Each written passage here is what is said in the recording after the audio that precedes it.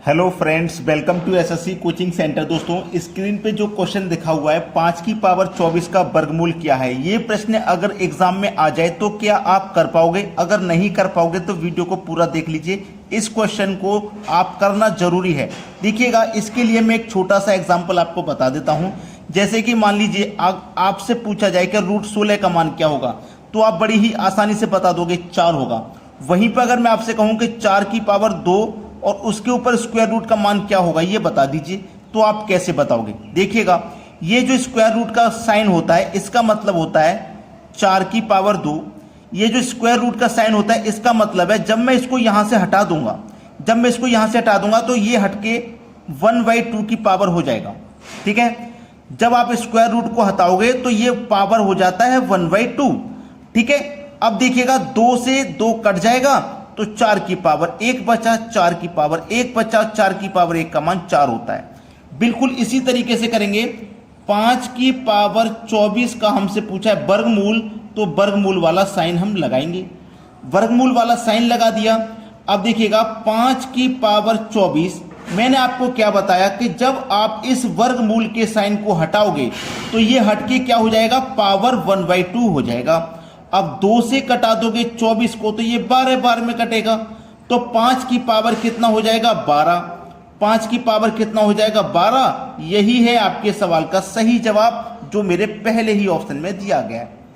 तो कोई भी बच्चा ऐसा नहीं होना चाहिए जिसकी समझ में नहीं आया हो।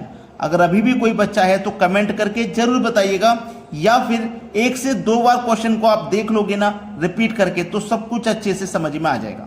अब देखेंगे अगला सवाल। अगला सवाल है, यहां पे आप देखोगे 1 2 3 4 5, एक आपको 5 बार दिया गया है और इसका स्क्वायर का मान हमसे पूछा है क्या होगा। तो कैसे बताएंगे भाई इसका स्क्वायर? देखिएगा, जब आप 11 का स्क्वायर करते हो, ये तो 5 बार है एक, मैं सबसे पहले 2 बार 1 लिया हूं। अब 2 बार 1 का स्क्वायर करोगे तो क्या होता है, 121 होता है। और 111 का स्क्वायर अगर आप करोगे तो क्या होता है, 111 का स्क्वायर होता है 1 2 3 2 1, ये होता है। मतलब कुछ समझ में आया? अगर आपकी समझ में नहीं आया तो मैं आपको बता देता हूं। देखिए, जब हमारे पास 2 1 होते हैं उसका हम स्क्वायर करते हैं, 2 1 है ना, तो हम 1 2 तक बढ़ेंगे फिर उल्टा लौटेंगे। ऐसे मेरे पास 3 1 है तो हम 3 तक चलेंगे, 1 2 3 फिर उल्टा लौटेंगे 2 1। अब ऐसे हमारे पास 5 1 है, 1 2 3 4 5 1 है, इसका स्क्वायर हमें करना है। 5 1 है तो 5 तक जाएंगे, 1 2 3 4 5 फिर उल्टा लौटेंगे 4 3 2 1। समझ में आया? जब 2 1 होते हैं तो 2 तक जाते हैं फिर उल्टा लौटते हैं। जब 3 1 होते हैं तो 3 तक जाते हैं फिर उल्टा लौटते हैं। जब 4 1 होंगे तो 4 तक जाएंगे फिर उल्टा लौटेंगे। जब 5 1 होगा तो 5 तक जाएंगे फिर उल्टा लौटेंगे। अब आपको मिल गया होगा कि सी ऑप्शन मेरे प्रश्न का बिल्कुल सही जवाब हो जाएगा। सभी बच्चों को ये समझ में आ गया? अब देखेंगे अगला सवाल। अगला प्रश्न है, यदि स्क्वायर रूट में 1 - x² अपॉन 5 2 9 का स्क्वायर बराबर 16/23 है तो x का मान क्या होगा? एग्जामिनर ने आपको बेवकूफ बनाया है इस तरीके का क्वेश्चन देके। कैसे बेवकूफ बताया है मैं आपको बताता हूं। यहां पे स्क्वायर दे दिया, यहां पे स्क्वायर दे दिया, स्क्वायर यहां और यहां पे होना ही नहीं है। आपको यहां और यहां स्क्वायर देकर के एग्जामिनर ने फंसा दिया। आप सोचने पर मजबूर हो गए कि अब ये प्रश्न को कैसे करेंगे। असलियत में ये स्क्वायर यहां पे होना ही नहीं चाहिए, होना ही नहीं चाहिए, क्योंकि जब मैं देखूंगा कि 23 का रिलेशन 529 से है, वही रिलेशन तो यहां पे बनेगा। तो 23 का स्क्वायर जब आप करोगे तो 529 होता है कि नहीं होता? तो ये जो स्क्वायर है ना, ये यहां पे गलत दिया गया था। असलियत में ये स्क्वायर यहां पे होगा। 23 का स्क्वायर 529, तो 16 का स्क्वायर करोगे, 16 का स्क्वायर करोगे 256 हो जाएगा। अब वही चीज हमें सॉल्व करनी है। यहां पे 256 आपका आंसर नहीं है। ऑप्शन में देखोगे, ऑप्शन में भी नहीं मिलेगा 256, तो क्या आंसर होगा? जब इस तरीके का सवाल आ जाए तो आप दोनों का अंतर कर देना। जैसे 23 का स्क्वायर हो गया 529, 16 का स्क्वायर हो जाएगा 256, आपको अंतर कर देना है। 9 में से 6 जाएगा 3, और इधर कैरी ले लेंगे तो 12 में से 5 जाएगा 7, 4 में से 2 जाएगा 2, 273 जो कि हमारे सी ऑप्शन में है, ये हो जाएगा प्रश्न का सही आंसर। ये आपके सवाल का बिल्कुल सही जवाब है। तो इस तरीके का क्वेश्चन अगर आप एग्जाम में देखेंगे तो समझ लीजिएगा कि स्क्वायर यहां पे नहीं होगा, यहां पे होगा। चलिए अब देखते हैं अगला सवाल। अगला सवाल है 6 की पावर 10 गुने 7 की पावर 17 गुने 11 की पावर 27 में अभाज्य गुणनखंडों की संख्या क्या होगी। देखिएगा 6 की पावर 10 गुने 7 की पावर 17 गुने 11 की पावर 27 है। मैं आपको एक चीज क्लियर कर देता हूं, हमें इनके फैक्टर करने हैं। तो देखिए 6 के फैक्टर क्या होंगे 2 गुने 3।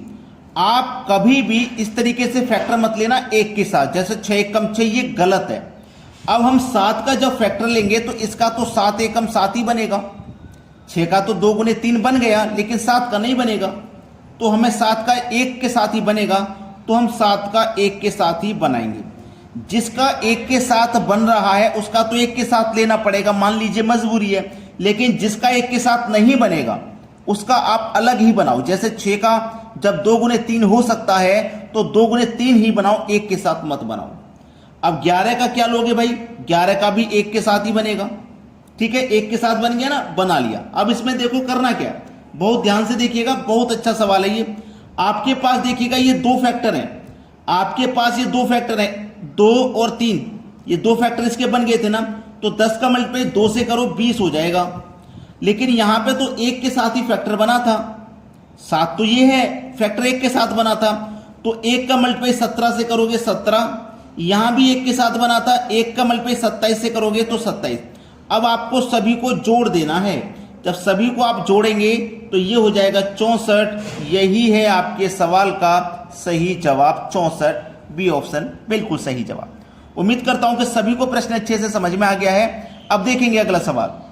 अगला सवाल है, देखिएगा आपको कभी भी इस तरीके का सवाल मिल जाए तो इसमें देखिए 2 तरीके हो सकते हैं। संख्या तो रिपीट हो रही है, 72 72 72 अनंत तक चलती जा रही है 72। अब 72 के साथ में आपको ये देखना है कि प्लस का साइन चल रहा है या फिर माइनस का साइन चल रहा है, ये जरूरी है।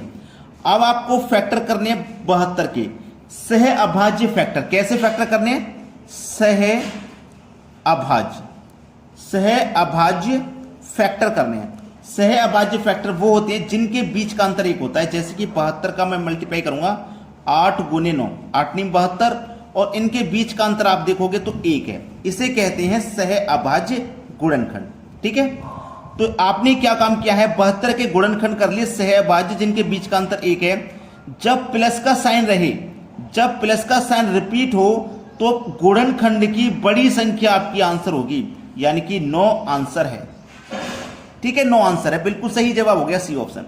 लेकिन अगर प्लस की जगह माइनस रिपीट हो, यहां भी माइनस हो, यहां भी माइनस हो, यहां भी माइनस हो और अनंत तक माइनस चलता जाए, जैसे कि क्वेश्चन तो बिल्कुल सेम यही है, संख्या भी चेंज हो जाए कोई बात नहीं, लेकिन माइनस माइनस माइनस चले तो वहां पे गुणनखंड की छोटी संख्या आंसर होती है। अगर प्लस में चले तो बड़ी संख्या आंसर, और माइनस में चले तो गुणनखंड की छोटी संख्या आंसर होती है। समझ में आ गया सभी को। अब देखते हैं अगला सवाल। अगला प्रश्न है, अब यहां पे ये जो प्रश्न है, अभी जो हम इससे पहले क्वेश्चन देखें उससे अलग है। ऐसा प्रश्न बिल्कुल पीछे से सॉल्व होता है। जैसे कि 169 का आप स्क्वायर रूट निकालोगे, वो होता है आपका 13। ठीक है, अब 13 को क्या करोगे, अगर प्लस का साइन है तो इसमें जोड़ दो, और माइनस का साइन है तो घटा दो। 13 को हम क्या करेंगे, इसमें जोड़ देंगे। 108 में 13 जोड़ेंगे तो ये हो जाएगा 121, और 121 का स्क्वायर रूट कितना होता है भैया, 11। अब प्लस का साइन है तो 11 को इसमें जोड़ दो। 38 में जोड़ देंगे आप 11 तो कितना हो जाएगा, 8 और 1 9, 3 और 1 4, 8 और 1 9, 3 और 1 4, सही है। कितना हो गया भैया, 49। अब 49 का स्क्वायर रूट निकालो तो 7 हो जाएगा। 49 का स्क्वायर रूट निकालो 7 हो जाएगा। अब इस 7 को कहां रखोगे, इसमें जोड़ दोगे। 57 में 7 जोड़ोगे तो ये 64 हो जाएगा। 64 का स्क्वायर रूट निकालो 8। अब 8 को क्या करोगे, इस 8 में जोड़ दोगे। 8 और 8 16, और 16 का स्क्वायर रूट निकालो तो 4। तो इसका आंसर हो जाएगा आपका 4। ठीक है, पहला ऑप्शन प्रश्न का बिल्कुल सही जवाब है। अगर आपने वीडियो को अभी तक लाइक नहीं किया है तो लाइक कर दीजिए, और शेयर भी कर देना। जितने भी बच्चे तैयारी कर रहे हैं उनके पास तक वीडियो को शेयर कर देना। ठीक है दोस्तों, धन्यवाद।